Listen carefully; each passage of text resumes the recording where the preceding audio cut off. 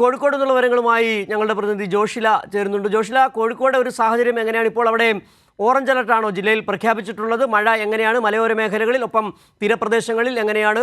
നദികൾ കരകവിഞ്ഞു ഒഴുകുന്നുണ്ടോ? സിജു, തീർച്ചയായും നദികളെല്ലാം തന്നെ കരകവിഞ്ഞൊഴുകുകയാണ്.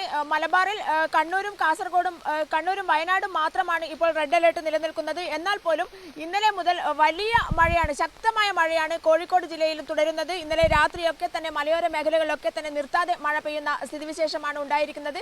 അതുകൊണ്ട് തന്നെ മലയോര മേഖലകളിലെ പുഴകളെല്ലാം നിറഞ്ഞു കവിഞ്ഞൊഴുകുന്ന അവസ്ഥയുണ്ട്. അതുകൊണ്ട് തന്നെ താഴ്ന്ന പ്രദേശങ്ങൾ വെള്ളത്തിനടിയിലാവുന്ന സ്ഥിതിവിശേഷവും കോഴിക്കോട് ജില്ലയെ സംബന്ധിച്ചിടത്തോളം ഉണ്ട്. വെള്ളക്കെട്ടുകൾ രൂപപ്പെട്ടിട്ടുണ്ട് പലയിടങ്ങളിലും. വിലങ്ങാട് പുഴയിൽ ഇന്നലെ തന്നെ വെള്ളം കയറി ഗതാഗതം തടസ്സപ്പെട്ടിരിക്കുന്ന സ്ഥിതിയാണുള്ളത്. വിലങ്ങാട് അടക്കമുള്ള പ്രദേശങ്ങൾ നേരത്തെ ഉരുൾപൊട്ടൽ ഭീഷണിയുള്ള സ്ഥലം കൂടിയാണ് എന്നുള്ളത് നമ്മൾ ഓർക്കണം. അതുപോലെ തന്നെ ആനക്കാംപൊയിൽ ഭാഗത്തുള്ള പുഴയും നിറഞ്ഞു കവിഞ്ഞ് ഒഴുകുന്ന സ്ഥിതിയാണുള്ളത്. ആനക്കാംപൊയിൽ ഭാഗത്തുള്ള വിദ്യാഭ്യാസ സ്ഥാപനങ്ങൾക്ക് അവധി പ്രഖ്യാപിച്ചിരിക്കുകയാണ്. കുട്ടികളെ ശ്രദ്ധിക്കണം എന്നും ജാഗ്രത പാലിക്കണം. ജോഷ്ലി, കോഴിക്കോട് ആളുകൾ എത്ര കുടുംബങ്ങളെ മാറ്റി പാർപ്പിക്കേണ്ടി വന്നിട്ടുണ്ട്? അങ്ങനെ എന്തെങ്കിലും വിവരങ്ങൾ ലഭ്യമാകുന്നുണ്ടോ? കൃത്യമായ വിവരം ഇതുവരെ ലഭ്യമായിട്ടില്ല. എങ്കിൽ പോലും എല്ലാ ക്യാമ്പുകളിലേക്ക് ആളുകളെ മാറ്റിക്കൊണ്ടിരിക്കുന്നു എന്നുള്ള വിവരങ്ങൾ ലഭ്യമായിട്ടുണ്ട്. നേരത്തെ തന്നെ കഴിഞ്ഞ 2 ദിവസം മുൻപ് തന്നെ ആളുകളെ ക്യാമ്പുകളിലേക്ക്, അതായത് അത്രയും ഗുരുതരമായ ഒരു സാഹചര്യമുള്ള ആളുകളെ മാത്രം ക്യാമ്പുകളിലേക്ക് മാറ്റിക്കൊണ്ടിരിക്കുന്ന സ്ഥിതിവിശേഷമുണ്ട്. നമുക്കറിയാം, സംസ്ഥാനത്താകെ 6 ലക്ഷം പേരെ മാറ്റിപ്പാർപ്പിക്കാനുള്ള സാഹചര്യം ഇപ്പോൾ ദുരിതാശ്വാസ ക്യാമ്പുകൾ ഇപ്പോൾ തുറന്നിട്ടുണ്ട് എന്നുള്ളതാണ്. ദുരിതാശ്വാസ ക്യാമ്പുകൾ ഉള്ള സ്കൂളുകളിൽ മാത്രമാണ് കോഴിക്കോട് ജില്ലയിൽ അവധി പ്രഖ്യാപിച്ചിരിക്കുന്നത്. എന്നാൽ ചെക്യാട് പഞ്ചായത്തിൽ ഇന്ന് കനത്ത മഴയും അതുപോലെ തന്നെ പുഴകളെല്ലാം നിറഞ്ഞൊഴുകുന്ന സാഹചര്യവും വെള്ളക്കെട്ടുകൾ രൂപപ്പെട്ട സാഹചര്യവും ഉള്ളതിനാൽ പഞ്ചായത്ത് പ്രസിഡന്റ് തന്നെ സ്കൂളുകൾക്ക് അവധി പ്രഖ്യാപിച്ചിരിക്കുകയാണ്.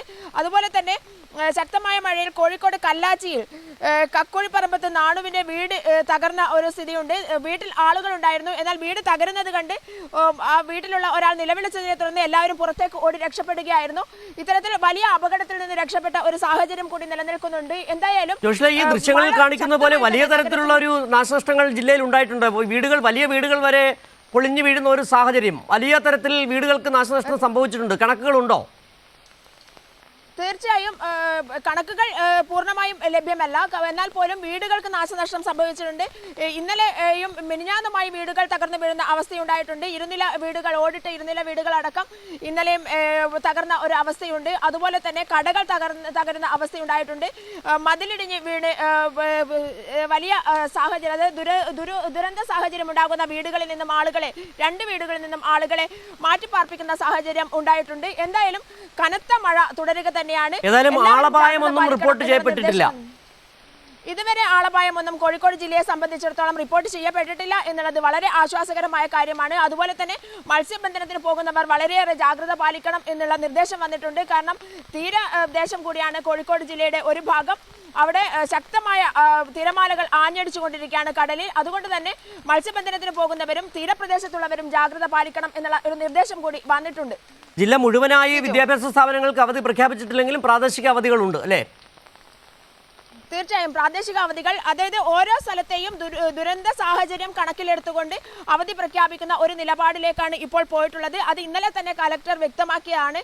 ഓരോ സ്ഥലത്തെയും സാഹചര്യം നോക്കി അതുപോലെ തന്നെ പെട്ടെന്ന് കൈകാര്യം ചെയ്യാവുന്ന രീതിയിലേക്ക് മാറണം എന്നുള്ളത്.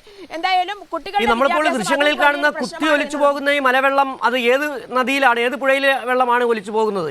ദൃശ്യങ്ങൾ ആനക്കാംപൊയിൽ ഭാഗത്തെ വെള്ളമാണ് ഇപ്പോൾ ഒലിച്ചു പോകുന്നതായി കണ്ടിട്ടുള്ളത്. അതുപോലെ തന്നെ വിലങ്ങാട് പുഴയിലും വെള്ളം ഇതേ രീതിയിൽ തന്നെയാണ് നിറഞ്ഞു കവിഞ്ഞു ഒഴുകുന്ന അവസ്ഥയാണ്.